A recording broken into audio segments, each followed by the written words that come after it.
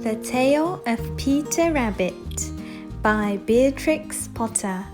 Once upon a time, there were 4 little rabbits, and their names were Flopsy, Mopsy, Cottontail, and Peter. They lived with their mother in a sandbank underneath the roots of a very big fir tree.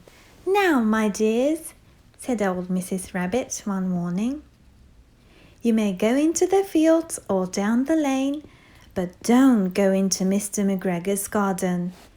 Your father had an accident there. He was put in a pie by Mrs. McGregor. Now, run along and don't get into mischief. I am going out." Then old Mrs. Rabbit took a basket and her umbrella and went through the woods to the baker's. She bought a loaf of brown bread and 5 currant buns. Flopsy, Mopsy, and Cottontail, who were good little bunnies, went down the lane to gather blackberries. But Peter, who was very naughty, ran straight away to Mr. McGregor's garden and squeezed under the gate. First, he ate some lettuces and some French beans, and then he ate some radishes. And then, feeling rather sick, he went to look for some parsley. But round the end of a cucumber frame, whom should he meet but Mr. McGregor? Mr. McGregor was on his hands and knees planting out young cabbages, but he jumped up and ran after Peter, waving a rag and calling out, "Stop, thief!" Peter was most dreadfully frightened. He rushed all over the garden, for he had forgotten the way back to the gate. He lost one of his shoes among the cabbages, and the other shoe among the potatoes. After losing them, he ran on 4 legs and went faster, so that I think he might have got away altogether if he had not unfortunately run into a gooseberry net and got caught by the large buttons on his jacket. It was a blue jacket with brass buttons, quite new. Peter gave himself up for lost and shed big tears, but his sobs were overheard by some friendly sparrows who flew to him in great excitement and implored him to exert himself. Mr. McGregor came up with a sieve which he intended to pop upon the top of Peter, but Peter wriggled out just in time, leaving his jacket behind him, and rushed into the tool shed and jumped into a can.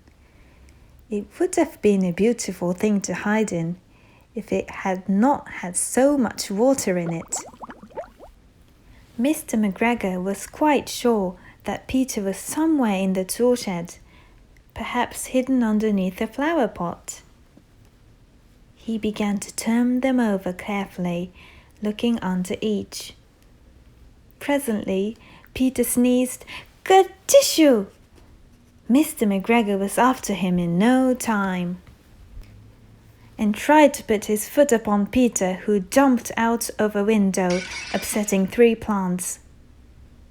The window was too small for Mr. McGregor, and he was tired of running after Peter. He went back to his work. Peter sat down to rest.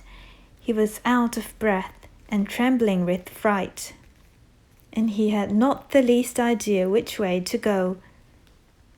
Also, he was very damp with sitting in that can. After a time, he began to wander about, going lippity, lippity, not very fast, and looking all around. He found a door in a wall, but it was locked, and there was no room for a little rabbit to squeeze underneath. An old mouse was running in and out over the stone doorstep, carrying peas and beans to her family to the wood. Peter asked her the way to the gate, but she had such a large pea in her mouth that she couldn't answer. She only shook her head at him. Peter began to cry. Then he tried to find his way straight across the garden, but he became more and more puzzled. Presently, he came to a pond where Mr. McGregor filled his water cans. A white cat was staring at some goldfish. She sat very, very still, but now and then the tip of her tail twitched as if it were alive. Peter thought it best to go away without speaking to her. He had heard about cats from his cousin, little Benjamin Bunny. He went back towards the tool shed, but suddenly, quite close to him, he heard the noise of a hoe. Scritch, scratch, scratch, scritch. Peter scuttered underneath the bushes. But presently, as nothing happened, he came out and climbed upon a wheelbarrow and peeped over. The first thing he saw was Mr. McGregor hoeing onions. His back was turned towards Peter, and beyond him was the gate. Peter got down very quietly off the wheelbarrow and started running as fast as he could go, along a straight walk behind some black currant bushes. Mr. McGregor caught sight of him at the corner, but Peter didn't care. He slipped underneath the gate and was safe at last in the wood outside the garden. Mr. McGregor hung up the little jacket and the shoes for a scarecrow to frighten the blackbirds. Peter never stopped running or looked behind him till he got home to the big fir tree. He was so tired that he flopped down upon the nice soft sand on the floor of the rabbit hole and shut his eyes. His mother was busy cooking. She wondered what he had done with his clothes. It was the second little jacket and pair of shoes that Peter had lost in a fortnight. I am sorry to say that Peter was not very well during the evening.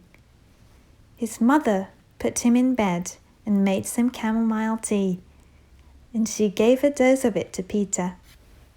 1 tablespoon to be taken at bedtime.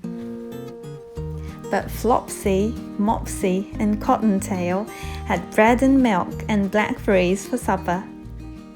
The end.